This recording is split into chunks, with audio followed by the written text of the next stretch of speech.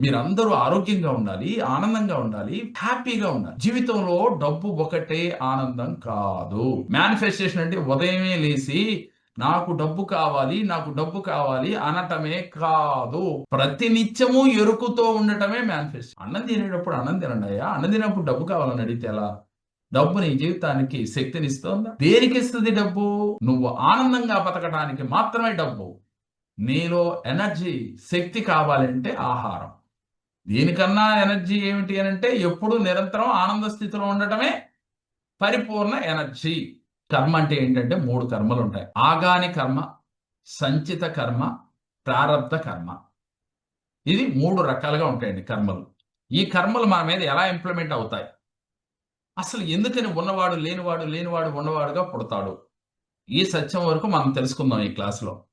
పుట్టడానికి కారణం పూర్వజన్మలో మీరు చేసుకున్న పాప కర్మల యొక్క ఫలితమే ఈ జన్మ యొక్క ఫలితము. ఒకడు పుడుతూనే గోల్డెన్ స్పూన్‌లో పుడతాడు. గోల్డెన్ స్పూన్‌తో అంటే ఉన్నవాడి ఇంట్లో పుడతాడు.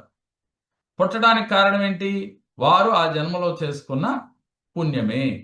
ఇది పూర్వజన్మ కర్మల వల్ల లభించిన జీవితం. ఈ సత్యాన్ని గమనించండి. మీరేమనుకుంటారు? ఈ జీవితం నేనే సృష్టించుకున్నా. ఈ ఆస్తులు నేనే సృష్టించుకున్నా. ఈ బిల్డింగ్ నాదే. ఈ పొలాలు నాయే. స్థలాలు నాయి. వాస్తవంగా మీయే. నేను కాదని అనను. వేరే వాళ్ళేంటి బాధ కదా! మీయే. కానీ అది ఎవరివి? మీ శరీరానివి మాత్రమే. మీ ఆత్మవి కాదు.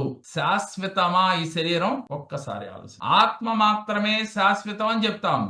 మరి ఆత్మవి కావు. శరీరానివే అని చెప్తూ ఉన్నాం. మరి శరీరం శాశ్వతమా? ఈ శరీరానికి ఎన్ని రంగులు పూసుకున్నాం మనం. బాల్యంలో ఒకలాగా, యవ్వనంలో ఒకలాగా, కౌమార్యంలో ఒకలాగా, ఇప్పుడు ఒక స్థితి.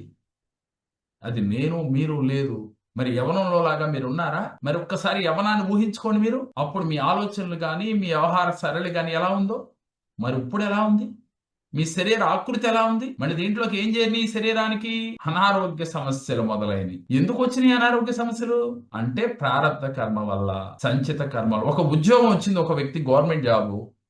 నేను గవర్నమెంట్ జాబ్ వచ్చింది. నేను కష్టపడ్డాను. నేను ఐఏఎస్ అయ్యాను, ఐపీఎస్ అయ్యాను అనుకుంటా ఉంటాడు. వాస్తవంగా కష్టపడితే నిజమే. రాసింది నిజమే. కానీ సంచిత కర్మ అంటే గత జన్మలో చేసుకున్న పాప కర్మల యొక్క ఫలితంగా ఈ జాబ్ రావటం గాని, రాకపోవటం గాని. ఈ వ్రతంలో ఎవరు పాల్గొన్నా వారి జీవితం మంగళప్రదం. అన్ని సమస్యలకు ఇదే పరిష్కారం. ఈ పరమార్థాన్ని పూర్తిగా అర్థం చేసుకున్నవారు కావటం చేత బ్రహ్మశ్రీ డాక్టర్ జేకేఆర్ గారు